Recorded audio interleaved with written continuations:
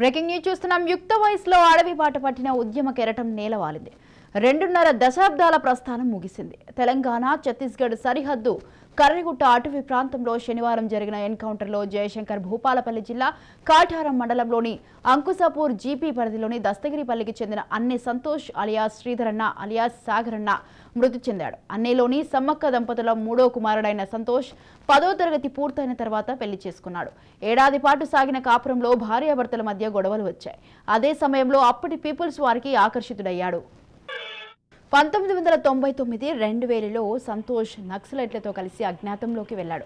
అప్పటి నుంచి ఒక్కసారి మాత్రమే తల్లిదండ్రులను కలిసినట్టు తెలుస్తోంది. అజ్ఞాతంలోకి వెళ్లినప్పటి నుంచి ఉద్యమంలో చురుగ్గా పాల్గొన్న సంతోష్ వివిధ హోదాల్లో పనిచేస్తున్నట్టు సమాచారం. ప్రస్తుతం తెలంగాణ జోనల్ కమిటీ సభ్యుడిగా కొనసాగుతూ ఎన్కౌంటర్ మృతి చెందాడు.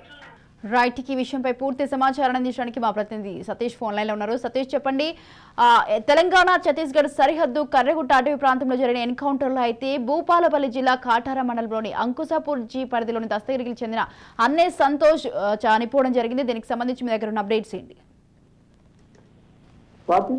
తెలంగాణ ఛత్తీస్గఢ్ సరిహద్దు ప్రాంతంలోని కర్రెగుట్ట అటవీ ప్రాంతంలో శనివారం జరిగినటువంటి ఎన్కౌంటర్ లో జయశంకర్ భూపాలపల్లి జిల్లా కాటార మండలంలోని అంకుసాపూర్ జీపీ పరిధిలోని దస్తగిరి పల్లికి చెందినటువంటి అన్ని సంతోష్ మృతి చెందారు. ఆయన మృతదేహాన్ని నిన్న అటు స్వగ్రామానికి తీసుకొచ్చి అంత్యక్రియలు నిర్వహించారు. ఇక్కడ జయశంకర్ భూపాలపల్లి జిల్లాకు సంబంధించి దస్తగిరి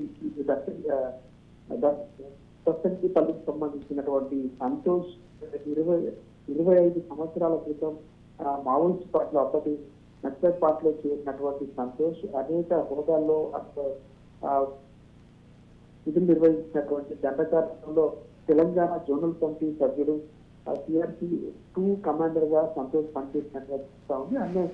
ఆయన సమ్మక్క ఆ గ్రామానికి సంబంధించినటువంటి సమ్మక్క ఐలోని దంపతులకు 3వ కుమారుడు సంతోష్ 10వ తరగతి పూర్తయిన తర్వాత పెళ్లి చేసుకొని ఆ తర్వాత వివాదం రావడంతో కుటుంబాన్ని విడిచి అటు మావోయిస్ట్ ఉద్యమంలో కలిశారు. అటు 25 సంవత్సరాల పాటు 1999-2000లో నక్సలైట్ లో కలిసి అజ్ఞాతంలోకి వెళ్ళినటువంటి సంతోష్ అప్పటి నుంచి అనేక ఆపరేషన్లో పాల్గొనడంతో పాటు అనేక ఉద్యమాల్లో కూడా కీలకంగా వ్యవహరించినటువంటి ఇటు తెలంగాణ ప్రాంతంలో కొంత మావోయిస్టుల ప్రాధాన్యత తగ్గుతున్నటువంటి నేపథ్యంలో ఛత్తీస్గఢ్ ప్రాంతంలో నిర్వహిస్తున్నటువంటి మావోయిస్ట్ ఉద్యమంలో కీలకంగా వ్యవహరిస్తుంది. ఈ ప్రాంతానికి సంబంధించినటువంటి అనేక సమస్యల పైన కూడా స్పందించాలని చేస్తున్నటువంటి పరిస్థితి.